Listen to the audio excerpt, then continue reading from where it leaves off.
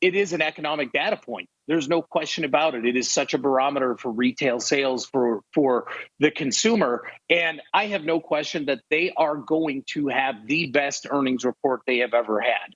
They're going to blow the doors off of numbers. However, just like we're seeing everywhere else, they're not immune to the tariff conversation. They're not immune to guidance surprises here. And that's the question mark. It's not a matter of how much money they make down on the bottom line for this last report. It is, what is the future like? So because of that, I'm optimistically cautious, or cautiously optimistic, if that makes sense. So I'm putting a position on where I am looking for Walmart to move higher over the next month or so.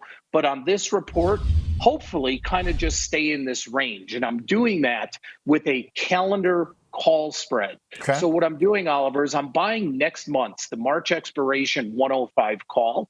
And to finance that, I'm selling this week's expiration 105 call. So optimally, what I would like to happen is nothing. I'd love to see Walmart just kind of stay range bound right here. Maybe it ticks up a little bit. Maybe it ticks down a little bit.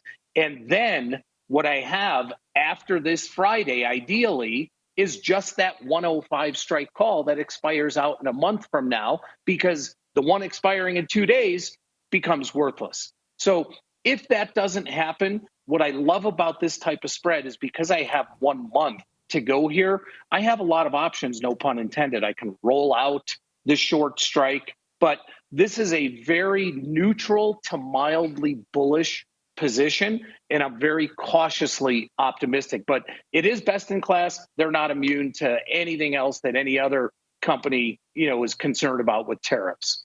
I like that. And to that point on the kind of resilience, seems like one you want to have kind of a slight bullish bias, but still thinking about kind of a range too of outcomes helps as well. I mean, we're at 104 right now, so it's not like you're asking a whole lot with the March purchase. No, and this spread only costs $1. It's literally $1. So my bottom line is, if Walmart makes a huge move one way or the other, up or down, which that's what I don't want, all I have at risk is that $1. Whether Walmart went to 0, which obviously we'd have a lot bigger problems than that, or it went to 200, my risk is $1 here. And I really believe that after earnings come out, we get to this Friday expiration here, I'm going to be left with a really, really cheap, inexpensive upside call going out to March that I can sell other options against, or just keep that call. Okay. And the time for this, anything on the chart? I mean, it's up and to the right. It's Y equals X, basically. Exactly. So no, there's no doubt about it. Yeah, I was kind of going to ask, what's the thought for the expiry? But it's Walmart. It's like if you give it a month and a half, it's probably going to be up. And that's why I like going out a month on this thing here. And even if the stock gets hit a little bit here, okay, it gives me plenty of time for it to recover. If the stock does go gangbusters on the upside here, I'll deal with it. I know what my risk is. And again, the 1 month timing between the two options gives me plenty of time to manage the trade, roll the trade, et cetera. Okay.